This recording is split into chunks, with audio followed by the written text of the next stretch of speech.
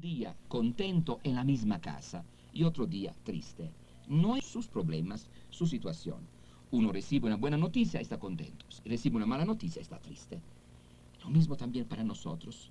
Y no será tanto el lugar donde estaremos, sino si estaremos en paz con Dios o estaremos en contra de Dios. Los que están en paz con Dios gozan y se dice están en la gloria. Los que están en contra de Dios sufren y se dice están en el infierno. Gozar o sufrir. Padre, hace unos días a otro señor que se llama Viviano, siempre ellos rezan, de buena fe, hacen un novenario de difuntos, y en una frase que dice, por la misericordia de Dios, que las almas de los fieles difuntos descansen en paz. Escuché que estaban explicando algo, que es el cuerpo que descansa ahí en la sepultura. Así, Padre, que hasta algunos católicos también que no tienen mucha preparación. Hablando del cuerpo, porque el cuerpo se pudre, ¿qué cosa va a descansar? Los que descansa es una persona, pero no el cuerpo. Bien, aquí más bien se refiere a esta idea que llamamos nosotros purgatorio. Purgatorio quiere decir purificación. En la Biblia está muy claro que si uno no está completamente purificado, limpio, no puede gozar en la gloria. Esta purificación se llama purgatorio. Vamos a hacer un ejemplo. Uno muere estando en paz con Dios. Como nosotros, por ejemplo. Nosotros lo que estamos haciendo es tratar de seguir la palabra de Dios. Escuchar la palabra de Dios, portarnos bien, pero cometemos errores. Nos arrepentimos, seguimos luchando, pero acuérdense bien, si no estamos totalmente limpios, no vamos a poder entrar. Estamos haciendo la lucha por seguir el camino de Dios. Entonces, supongamos que uno de nosotros muera, pero tiene alguna falta. Dijo una mentira, no sé, yo pensó mal de alguna persona y no se arrepintió a tiempo, no pidió perdón a tiempo, no, digamos, cometió este error, pero no es un error tan grave que le impide, como decir, gozar de Dios. En este caso, ¿qué hay que hacer? Purificarse. Ante el sufrimiento, tú ya mueres, entonces mediante sufrimiento, algún sufrimiento, te purificas. Bien, ¿y esto está en la Biblia o es un invento? Bueno, esta doctrina está muy clara en lo que viene del Evangelio, la enseñanza que viene desde un principio de la Iglesia. Vamos a ver, por ejemplo, ya desde el Antiguo Testamento había esta idea que encontramos en segundo libro de los Macabeos, capítulo 12, versículo 46. Cual Judas ofreció este sacrificio por los muertos, para que fueran perdonados sus pecados. Hubo personas que lucharon por defender su fe, con una buena intención, pero al mismo tiempo cometieron pecado.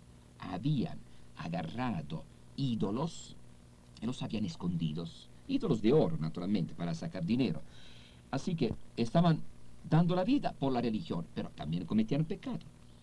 Ahora, hacer sacrificios para que Dios perdonara este pecado y recibiera en la gloria a estos hermanos. Así que, ¿es posible un perdón, una purificación después de la muerte? Claro, Antiguo Testamento. Nuevo Testamento. El que insulte al Hijo del Hombre será perdonado. En cambio, el que insulte al Espíritu Santo no será perdonado, ni en esta vida ni en la otra. Mateo 12:32. Aquí se supone en otra vida lo que llamamos el purgatorio, que uno sufre y Dios le perdona. Pero si su obra se convierte en cenizas, él mismo se salvará como quien pase por el fuego. Primera carta de San Pablo a los Corintios, capítulo 3, versículo 15. El obrero que trabaja por la obra de Dios, pero también es flojo, también no trabaja con ganas, su obra se convierte en cenizas, no logra nada, va pasando por el fuego. Entonces, esta persona muere, pasa por el fuego, pero un fuego simbólico, naturalmente, quiere decir, sufre y después llega a la gloria. En ella no entrará nada manchado, Apocalipsis 21:27, nada manchado, así que si tú al morir tienes alguna mancha, después la tienes que pagar, te tienes que purificar para entrar en la gloria. Lo entregó a la justicia hasta que pagara toda la deuda, Mateo 18:34. Hay que pagar tanto un lugar, cuanto más bien es una purificación. Y en esta purificación podemos también ayudarnos mutuamente. Como Jesús está intercediendo por nosotros en Romanos 8:34, y el Espíritu Santo está intercediendo por nosotros, Esto lo encontramos también en Romanos 8:26. Lo mismo nosotros, formamos una sola familia, somos el pueblo de Dios. ¿Cómo podemos orar por los hermanos que ya murieron y se están purificando? Somos una familia, todos estamos en comunión. Oye, compadre, otra pregunta que también te quiero hacer, y aquí pues también a mi compadre Facundo y al padre, a ver quién la puede aclarar. Me preguntaron de que la Iglesia Católica maltrató a los cristianos hace mucho tiempo, en la Inquisición, que mató a gente buena, y pues yo no pude responder porque, como tú sabes, a lo mejor alguno de ustedes sabe algo de historia para poder responder esta pregunta. Aquellas personas que me preguntaron a mí, no sé si es cierto que la Iglesia Católica mató gente o no. Bien, no hay que confundir las cosas. No fue la Iglesia Católica, sino los gobiernos, donde la Iglesia Católica era la religión oficial. En aquel tiempo había una ley que decía, cuius regio, eius et religio. Quiere decir, cada súbdito está obligado a seguir la religión del rey. El rey católico, todos católicos. El rey era protestante, todos protestantes. Había esta obligación. Y entonces había un tribunal para examinar la fe de la gente. Entonces, gente experta de teología para ver si una persona tenía la fe auténtica o era un rebelde, era uno que estaba en contra. Y cuando se declaraba culpable una persona, se entregaba al gobierno. El gobierno procedía según la ley que tenía.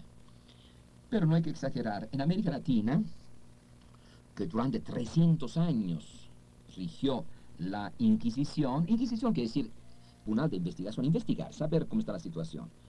Ahora, en América Latina durante 300 años que estuvo la colonia española, bueno, apenas 100 procesos se hicieron. Y los indígenas eran exentos, eran procesos, pero para los europeos, los de origen europeos, pero no los indígenas. Apenas 100 procesos en 300 años.